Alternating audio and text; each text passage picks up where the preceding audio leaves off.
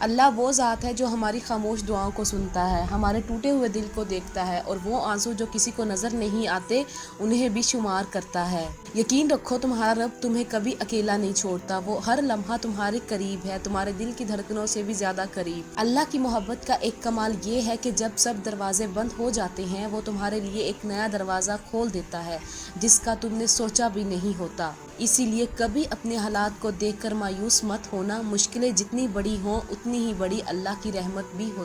یہ دنیا آزمائش کی جگہ ہے، کبھی غم ملے گا کبھی خوشی، لیکن جو ہر حال میں اللہ پر بھروسہ کرتا ہے وہ ہمیشہ کامیاب رہتا ہے۔ اسی لیے اپنے دل کو یہ پیغام دے دو، میرا رب میرے ساتھ ہے اور یہی میری اصل طاقت۔ انسان کی سب سے بڑی کمزوری یہ ہے کہ وہ نظر آنے والی چیزوں پر بھروسہ کرتا ہے اور وہ سمجھتا ہے کہ جس کے پاس دولت ہے وہی طاقتور ہے، جس کے پاس لوگ ہیں وہی محفوظ ہے، اور جس کے پاس دنیاوی سہولتیں ہیں وہی کامیاب ہے۔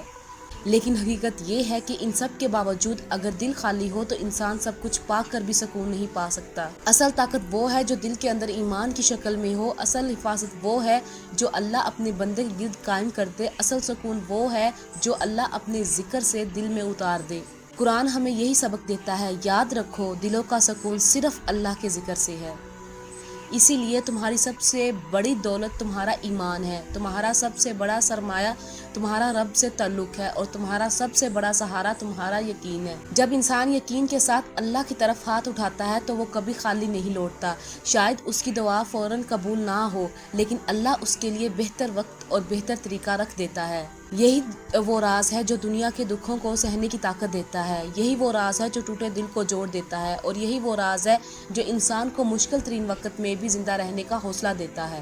اسی لیے ہمیشہ اپنے دل کو یہ یاد دلاتے رہو کہ اگر میرا رب میرے ساتھ ہے تو پھر میرا نقصان ممکن ہی نہیں۔ مشکل کتنی بھی بڑی ہو، اگر تمہارا ایمان مضبوط ہے تو تم ہمیشہ جیتو گے، کیونکہ جو اللہ پر بھروسہ کرتا ہے اللہ اس کے لیے ایسے راستے نکالتا ہے جہاں انسان کا وہم و گمان بھی نہیں پہنچ سکتا۔ کبھی سوچا ہے کبھی اللہ ہمیں ایسے رستوں پر لے جاتا ہے جہاں ہم جانا ہی نہیں چاہتے، ہم روتے ہیں، شکوہ کرتے ہیں، لیکن وقت کے ساتھ سمجھ آتا ہے کہ وہ راستہ ہی اصل بھلائی کا سبب تھا۔ زندگی کی مشکلات دراصل ہمیں بنانے کے لیے آتی ہیں، توڑنے کے لیے نہیں۔ اللہ انسان کو آزماتا ہے تاکہ اس کے اندر صبر پیدا ہو، اس کا ایمان مضبوط ہو اور وہ اپنی اصل پہچان کو پا لے۔